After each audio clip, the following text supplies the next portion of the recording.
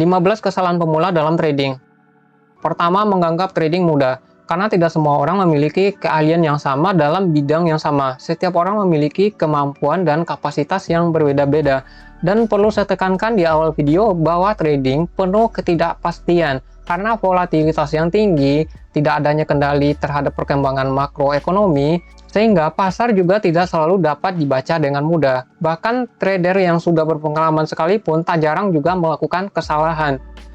Nomor 2, mindset. Mindset atau pola pikir yang salah akan mempengaruhi tindakan ke depannya. Nah, ini bisa terjadi karena berbagai faktor. Bisa saja karena kita yang awalnya itu masih belum tahu trading, belum kenal trading, tapi karena melihat si A atau si B yang memamerkan hasil keuntungan dari trading, dan kita melihat dari situ bahwa trading sesuatu yang identik dengan keuntungan. Sehingga dari sini akan tercipta suatu mindset yang salah tanpa kita mempertimbangkan suatu risiko dan bagaimana proses yang dilalui oleh si A tadi. Nomor 3, mengabaikan risiko. Nah, ini terjadi bisa saja karena kita lihat orang lain mendapatkan keuntungan yang begitu besar dari trading, sehingga kita melihat itu sebagai sesuatu yang menjanjikan, sehingga kita tidak mempertimbangkan adanya suatu risiko dalam trading. Nomor 4 adalah money management. Nah, money management ini pada intinya kita bisa menyesuaikan modal yang kita miliki untuk kita ambil untung ruginya ketika kita tradingkan. Nomor 5, tidak memiliki trading plan atau kurangnya perencanaan dalam trading. Jadi misalnya ketika kita awalnya baru buka pasar, kita baru buka market, kemudian kita lihat ini sepertinya mau naik, kemudian kita langsung eksekusi buy aja, kita langsung beli aja tanpa adanya perencanaan trading yang jelas, tanpa adanya trading plan. Jadi misalnya kalau turun berarti kita mesti cut posisi di sini, kita mesti TP wajarnya di sini.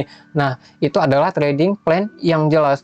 Nomor 6, memasang terlalu banyak indikator. Bukannya malah untung, tapi malah kelihatan tambah ruwet dan malah jadi tambah bingung.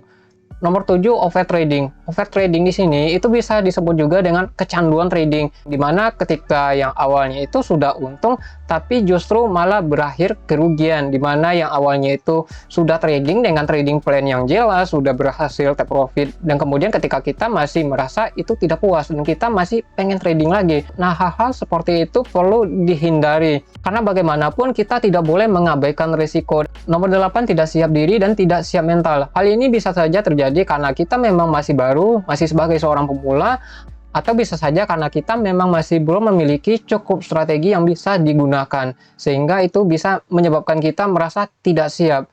Nomor 9, takut rugi dan terlalu berani. Nah, takut rugi bisa saja karena kita menggunakan uangnya itu istilahnya tidak uang dingin. Jadi misalnya uang yang kita gunakan atau uang yang kita tradingkan itu adalah uang untuk keperluan kita sehari-hari atau untuk keperluan bulan depan, sehingga bisa menyebabkan rasa ketakutan kita akan kerugian terhadap uang yang kita tradingkan tadi.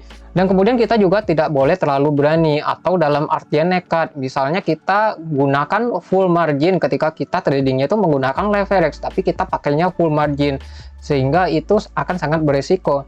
Nomor 10, tidak percaya diri dan terlalu percaya diri. Jadi misalnya ketika pagi-pagi kita buka pasar, kita buka market, kita analisa, kemudian kita sudah punya trading plan yang jelas. Kita entry di sini, kita stop loss di sini, kita take profit di sini. Kemudian ketika kita lihat sana sini, ketika orang lain memiliki analisa yang berbeda dari kita, kebalikannya, justru kita timbul rasa ragu-ragu dengan analisa dan trading plan yang telah kita buat tadi. Nah, hal-hal seperti ini itu perlu kita hindari.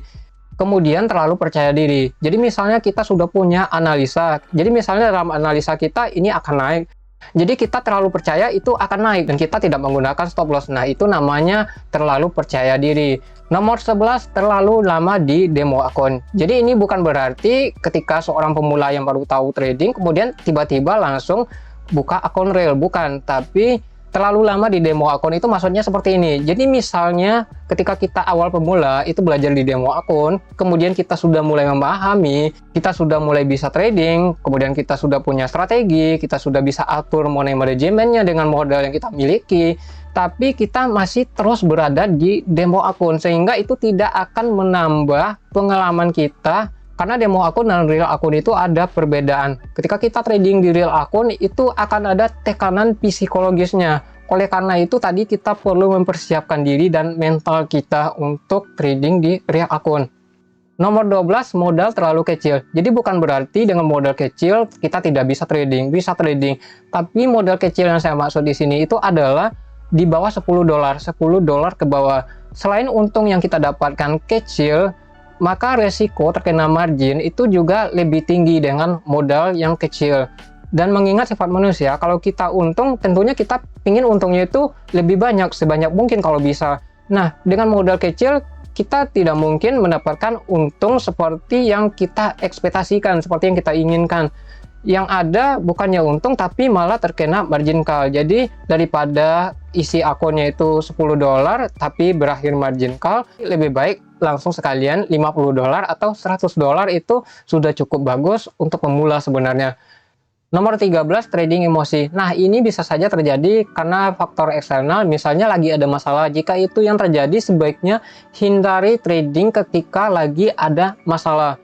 Kemudian, misal katakanlah ketika teman-teman itu trading yang biasanya lancar-lancar aja, normal-normal aja, kemudian tiba-tiba hari ini, misal katakanlah sampai 3 kali kena stop loss. Ketika hal-hal seperti ini terjadi, teman-teman harus bisa mengontrol diri, harus bisa mengkoreksi diri. Harga di pasar, harga di market itu tidak bisa diatasi dengan emosi kita.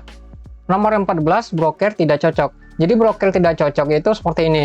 Misalkan teman-teman itu tradingnya itu scalpingan, sedangkan broker yang digunakan itu spreadnya tinggi, spreadnya lebar, sehingga kalau kita scalpingan kan take profitnya itu pendek ya, dekat-dekat, sehingga itu tidak cocok atau tidak efisien untuk kita scalpingan dengan broker yang memiliki spread tinggi. Terakhir nomor 15 yaitu strategi. Strategi ini mencakup satu aspek kesatuan supaya kita bisa mendapatkan profit, mulai dari indikator yang digunakan, kemudian dari cara mengatur money manajemennya, dan lain-lain seperti itu. Dan kemudian sebagai saran, kalau misalnya kita tertarik dengan dunia trading, kita ingin belajar trading, secara otomatis berarti kita harus berbaur dengan orang yang juga berada dalam lingkungan trading. Ya, tentu saja kita bisa saja join komunitas atau join grup atau mencari relasi yang memiliki wawasan mengenai trading itu sendiri. Tapi dengan catatan, tentu saja setiap informasi yang kita terima, yang kita lihat, yang kita dengar sana-sini, itu harus dipilah-pilah dan jangan langsung kita telan mentah-mentah. Kita cari dulu kebenaran dari informasi yang disampaikan oleh orang tersebut. Jadi intinya jangan langsung mudah percaya ketika kita melihat suatu informasi di grup trading atau informasi trading yang disampaikan oleh orang lain kepada kita. Kita mesti cari lagi kebenaran mengenai hal yang disampaikan tersebut. Jadi itu aja untuk kali ini, sampai jumpa di video berikutnya.